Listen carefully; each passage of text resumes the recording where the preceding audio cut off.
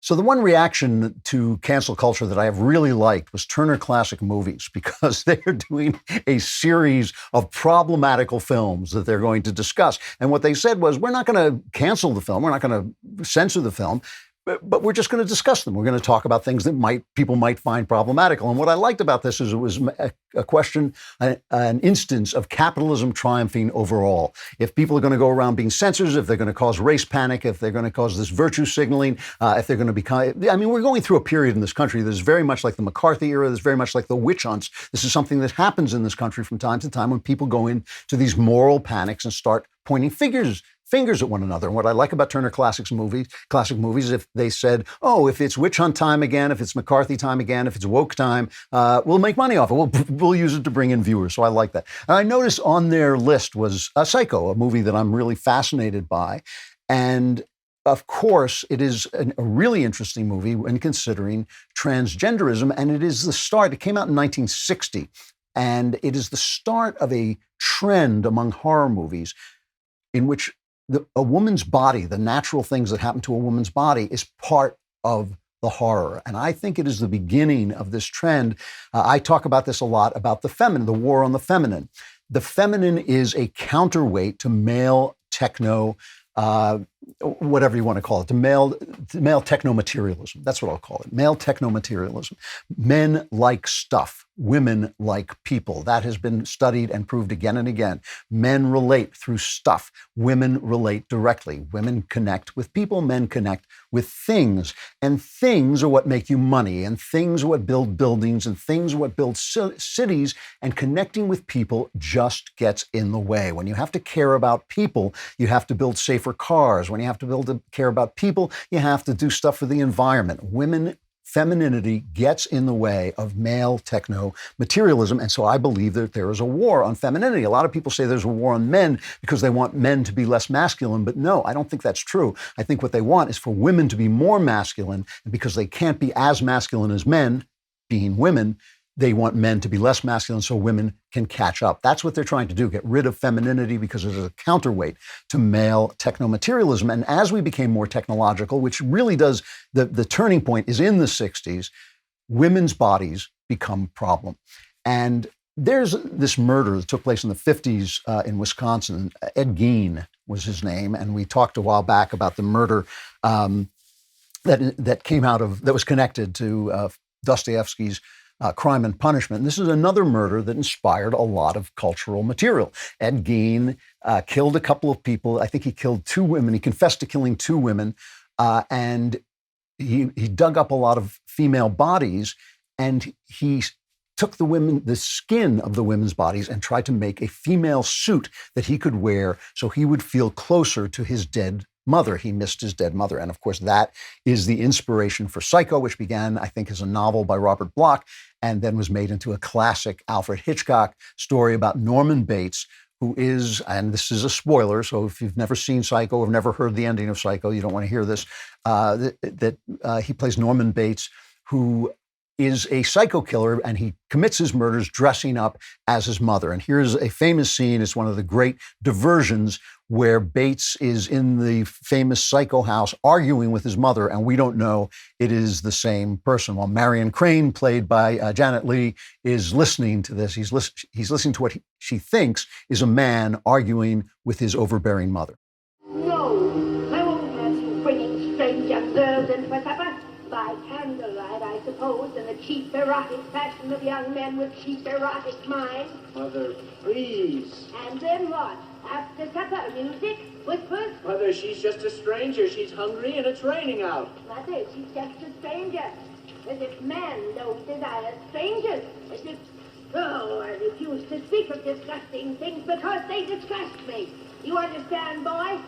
Go on, go tell her she'll not be appeasing her ugly appetite with my food or my son. So she's telling him, the evil sex is the women are evil and they're sexual. And so his connection with his mother is a connection against his own masculinity, right? The mother is basically now inside him, deriding him and belittling him for his masculinity. And what's interesting to me about this is Ed Gein also inspired the Texas Chainsaw Massacre, the original one of which I think is 1974, is a terrific horror movie. The remake was not that good, but the original is a really terrific horror movie.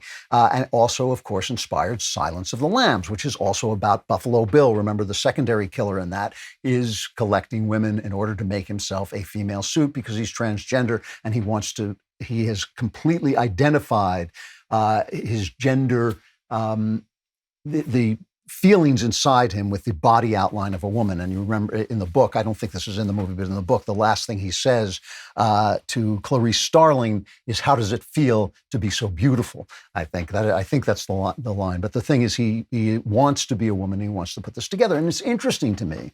It is interesting to me that between Psycho and Silence of the Lambs, there are a number of movies in which a woman's body is the source of the horror. You have Carrie, which is about a girl who gets her period, and when she gets her period, she acquires these amazing powers, which is, of course, a symbol for the power of womanhood and the power of being a fully sexualized young girl.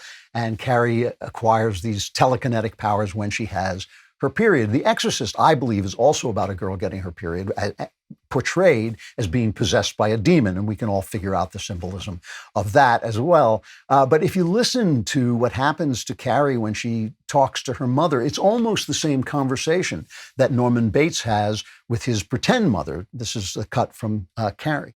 You're a old woman now. Why didn't you tell me, Mama? And God made Eve from the rib of Adam.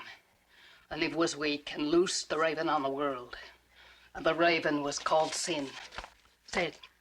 The raven was called sin. Why didn't you tell me, Mama? Say it. No. The raven was called sin. Ooh, Mama, and the raven was called sin. And first sin was intercourse.